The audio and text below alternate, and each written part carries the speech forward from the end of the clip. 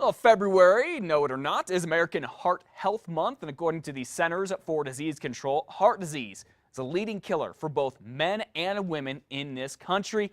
However, it is extremely preventable. We're going to talk about that this morning with Dr. Mario Leyba with the Loveless Medical Group. Good morning, Dr. Leyba. Thanks for coming in. How are you? I'm well, thanks. And yourself? I'm doing well, I thank hope you. I am healthy. I hope my heart is healthy. We're going to talk about how healthy people's hearts are here in New Mexico right now. And the truth is, it's not very good, is it? No, it's not. New Mexico, like many parts of the country, there's an epidemic of heart disease, and there's many things that can contribute to that. But, here in New Mexico, what do you think about? You think about, our lifestyle, our culture, the way we eat, and, how we work and so forth. All these things contribute to lack of heart, awareness, and eventually your heart takes a hit. Okay, let's talk about that. The way we eat. Traditionally, how is the way a lot of people eat in New Mexico not good for their heart? It may taste really darn good, but in the long run, it's necessarily not, right? Well, at least from when I grew up, right, you wanted to eat some, we were just talking about these restaurants, all these good food, the enchiladas, the beans, the way they're made, queso, the cheese and so forth. Unfortunately, a lot of lard. A lot of lard. Not good for the heart, is it? No, it's not good for the heart. It's one of those things where, if you want to eat fruits and vegetables, it'd be a lot better, but it doesn't taste as well. So sometimes you just default to the things that are easier or, that taste good, and that sometimes it can make, for a bad thing. That's why we call it comfort food. It's not healthy food, it's comfort food. That's right. And then there's the other issue you touched on is exercise. I mean, it's easy to be sedentary. Let's just face it.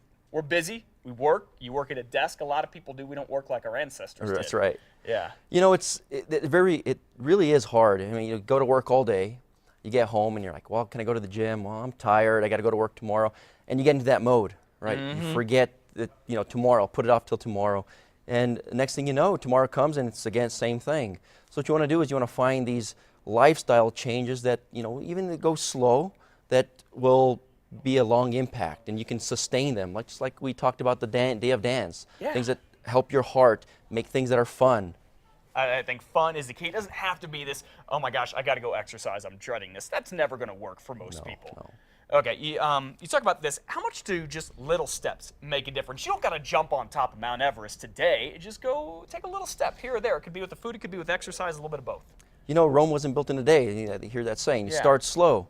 Whatever your skill is, if you're 18 years old again and you're healthy, well, then maybe you can start a little faster. If you're a little older, then you start slow. Just get out, go for a walk. Get up in the morning, find some friends, go for a walk.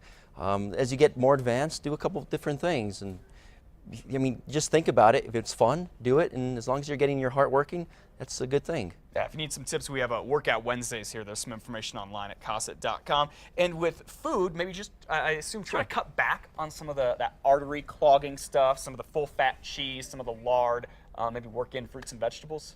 You're right. You want to try to, the fruits and vegetables are actually very important. Cut back on some of the red meats, the fatty foods, the lards.